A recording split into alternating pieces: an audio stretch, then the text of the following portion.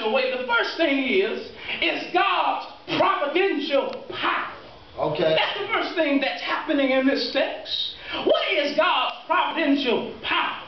God's providential power has to deal with his orchestrating power. How he takes our lives and maneuvers our lives and shapes us and moves us to end up in the very positions that we end up in. Providential. God takes our lives. He moves our lives. He takes his hand and he puts us here, and then he takes us from there and he takes us to here, and then we end up here. God moves his providential power, his sovereignty moves us to where we are. Yes. But the interesting thing about God's providential power is that while God is doing what he's doing to us in our lives, it seems as though what God is doing is not beneficial while he's doing it.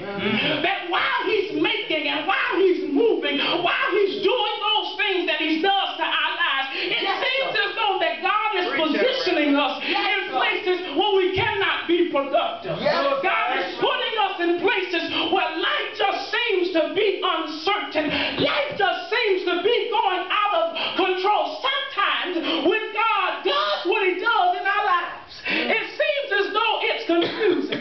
Why in the world is God doing what he's doing? He puts you in American Baptist College to struggle all the way like you do. And then you end up and you begin to be called to a pastorate where there's only 10 members. You're wondering, why is God doing what he is doing? I'm a witness, right? Elijah in this text, in the beginning of in chapter 16, he's in the king's presence. And then in chapter 17, God tells Elijah to go to a brook called Zarephath. But there will be a raven to sustain him and give him nourishment. But all of a sudden, the brook dries up. All of a sudden, the raven stops coming. And then God tells Elijah to go to a place called Zarephath. You're looking at me weird because you really don't understand what Zarephath is.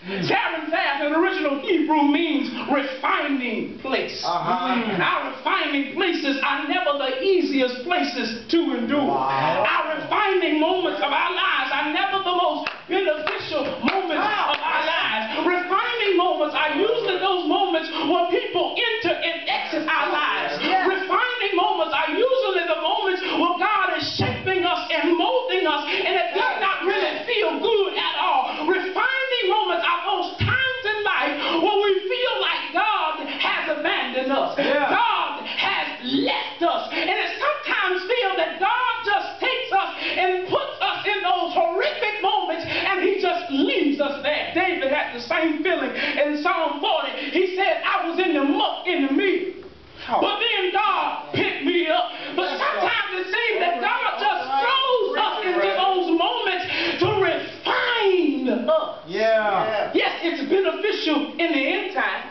But while we're going through it, we really don't know why God is doing what he's doing. But not only was Zarephath a refining place, but Zarephath could be considered a cursed place. You better work here. Zarephath, the text said in its geographical circumference belongs to Sidon. Sidon was named after a guy who was the son of Canaan. And Canaan was the son of Ham. Ham, you know, was the son of Noah. And you know what Noah did one day. Noah got drunk one night. He sure did. And Ham and his brother walked in the room. His brother turned his back, but Ham began to laugh. And God said to Ham that your sons and your descendants would be cursed. And you remember that Sidon was, Zarephath was controlled by Sidon. And anything that was connected to the generation of Ham was considered cursed. But God sent Elijah to a cursed place. An unproductive place. A place